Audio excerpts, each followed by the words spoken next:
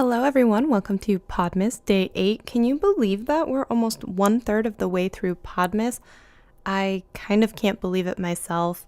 I'm kind of proud of myself, I have to say, that I've been consistently putting out a podcast episode every morning, 9 a.m., even with yesterday's difficulty when I've been fighting with WordPress.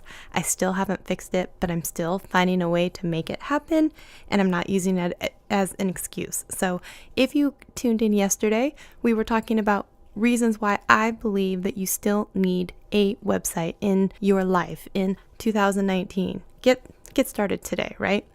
Today's topic, we are going to be talking about a few time management shortcuts that I have for you.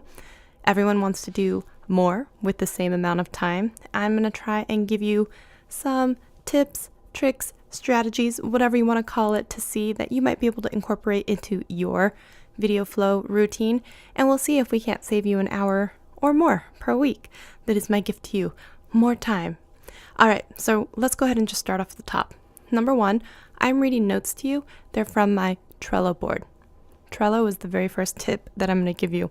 Trello is an online management where you can have all of your cards. You can have lists underneath it. It's just a great way to have these boards and all of these lists underneath it that kind of keep you on track. So you could have it be your topics. You could have it be different podcast episodes that you're doing for Podmas, different video episodes that you're thinking about, or series that you're thinking about doing on your channel. So I have a Trello board for YouTube videos, and you might see that I would have a list for beauty videos I want to make, and technology reviews that I want to make, and iMovie tutorials that I want to make. And I can just throw a list in anytime, keep adding cards to my list, and then as I make a video, I can mark it complete, send it over to a different area, to a done board, and now you have like a running total and a place where you can go to if you're feeling like, oh, I just don't know what to make next. You already have a place where you can go where you have a whole list of ideas, of video topic ideas,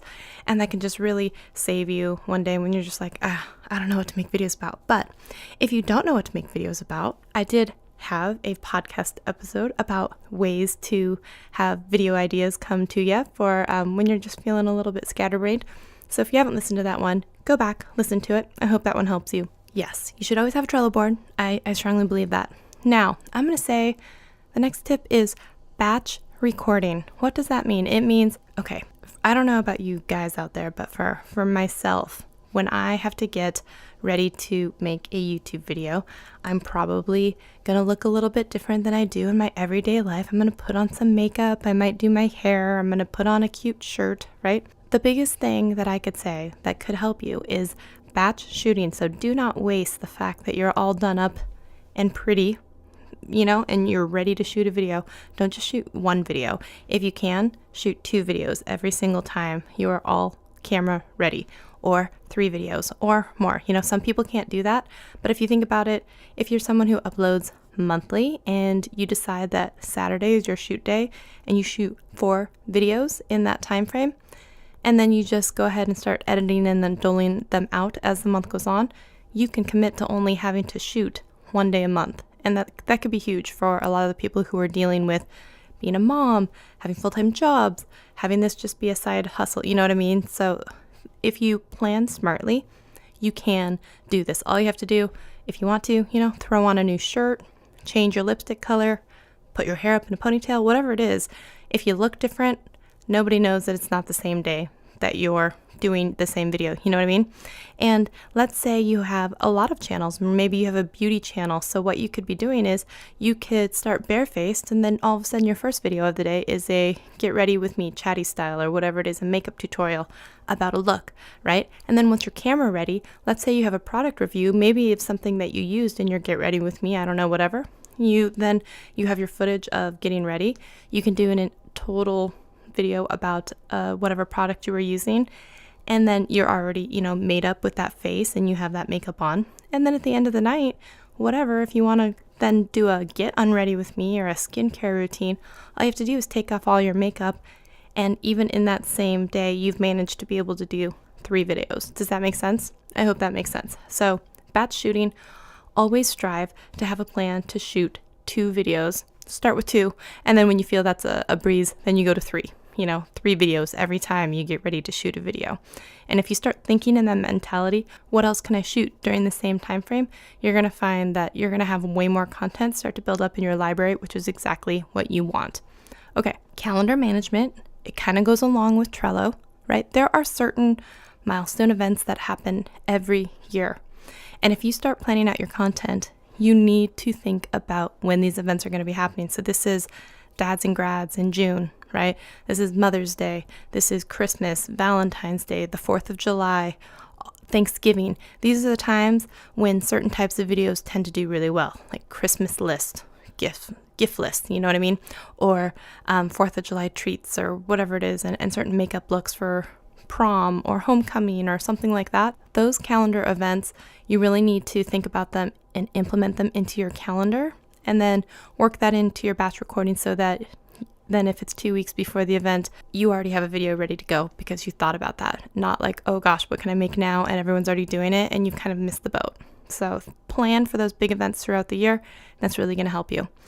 Okay, the next one is think about the videos that you're making, plan them in order, but also plan out the videos in bullet points. What shots are you needing? Do you need a product shot? And then do you need a shot of your face with all the makeup on? And then do you need, you know what I'm saying? Like, think about these shots beforehand, because if you have a running list of them, like, almost like a checklist, you want to make sure that as you're talking about it, then you insert the B-roll of you holding said product, and you want to make sure that all the pieces are not missing when you go back and edit, because that's just going to be a big pain. Then you have to set up everything again just to do a product shot. You know what I mean? So if you plan out your videos, it's going to be a lot easier for you to think about all the shots that you need, and you can just take extras during when you're shooting and have too much, which is better than having not enough. Okay, so if you plan out the videos, I would definitely recommend doing that. And then as an editing hack for you, this is going to help save you time. I don't know how best to say this, but if you say the line that you want to say, convey the point that you want to, whatever you do, like everyone has an intro and outro and then probably the meat of whatever their video is about, right? Let's say if you have 3 takes at an intro, you want to make sure that the last one that you do, you're happy with. So always stop with the one that you're happy with. And the reason I say this is if you go back and do your editing, then you don't have to listen to yourself do 3 different intros and be like, which one do I like the best? You just go until you like the one that is the best, that you consider the best, then you go on to the next thing. So when you go back and edit, you look for all the intros, look for the last one, cut everything else before that. Does that make sense? You don't even bother watching it, and you will cut down your editing so much, and you won't have to spend as much time on it. This is a really great trick. Just make sure whatever your line is or whatever, you make sure the last take that you do is your best one, the one that you're happy with, then you move on to the next scene. I hope that makes sense for you. It's a really great editing hack. So another way that you can save time, okay? Think about your file management. So if you have stuff and you're shooting B-roll on a secondary camera, how are you going to get that footage off from that and then get it onto, let's say if you're editing on an iPad Pro in LumaFusion, how do you get it from your camera to your iPad? Okay, are you using AirDrop? Are you using the built-in wireless app that the camera comes with? If you think about these things ahead of time, and then it's not like, oh, I have to upload this file to Dropbox so I can download it somewhere else. Think about these things in advance. So you're like, if it's going to be a big pain to get it off my camera, then maybe it's better to do it off of my cell phone and shoot that over in AirDrop instead of shooting it on a nice camera that then I have to take out the SD card and maybe I have an adapter and then I have to try and upload it. Or think about these things in advance. Like, how can you get the footage to the end place that you need it for editing? That's a really important one, because the last thing you need is having this huge file that's stuck on your iPad when you really need it on your, on your computer, on your Windows machine. And how are you going to be able to make those things talk to each other? And it's great to have B-roll, but if you can't access it in a timely manner, that is a huge time suck. Okay, so I hope that makes sense. Again, here is another time-saving trick, I'm hoping. Always plan for a thumbnail while you're shooting. So if you ever look at my footage on my SD card, either at the very beginning or the end or somewhere in the middle, I'm going to start making a lot of silly faces and holding poses for a long time, because I know that back when I'm going to be editing this in my video editor, I can export still frames and I can use that frame as part of my thumbnail creation process. And just doing that, instead of having to take separate photos or whatever else it is, or How often is it that you're like, oh crap, I forgot to create a thumbnail. I forgot to think about the thumbnail. And you're going through your video footage and I'm like, where's one where I'm kind of talking and it looks kind of like I'm smiling and this is kind of okay. I've definitely been there. We've all been there.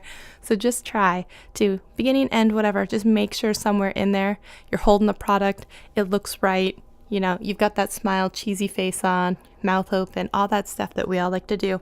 Make sure you take that photo, or actually, you do that video while you're shooting your video, and you'll have a thumbnail later, which I think is awesome. And speaking of thumbnails, one last tip that I would have for you is you should have a template that you use for your thumbnails. That way you know kind of what you need to do when you're doing a thumbnail. So if you look at my templates, I have the logo of the image in the lower right hand corner. That's also where the YouTube timestamp is. So I tend not to put things that are too important down there, right? And I know that I usually have these little sunbeam things that are coming up on the upper right hand side of my logo. And then on the upper left hand side, I know that my text is going to be running left to right over in that corner. So I know that anything that's important in my thumbnail has to be pretty much in the center and very, very concentrated, because I'm going to end up doing a cutout, popping it above the background so it is a little bit brighter. So I know that when I'm taking my thumbnail, where I need to be and where I need to place that product for it to be able to be used in a thumbnail. So I hope that helps. So those are just some quick ideas for making sure that you're on the right track when it comes to time management and making the most out of your shoot time and being as efficient as possible. If you know me in my real life, it's even part of my job. Efficiency, operations, all of that stuff is high on my list of priorities, and I kind of I dig it. It's my jam. So if you have tips and tricks that you would like to share with everyone else in the community, I hope that you leave them as a comment, and I really hope that this podcast episode was helpful for you. I will see you all in a podcast episode tomorrow. Thanks, guys. Bye-bye. That's going to wrap it up for today's Podmas episode. Thank you so much for tuning in. If you've enjoyed our time together, I would love it if you gave a 5-star review on whatever listening platform you are tuning in from. I do not take our time together for granted. I know you could be anywhere and listening to anyone, and you chose to spend your time with me, and I really appreciate that.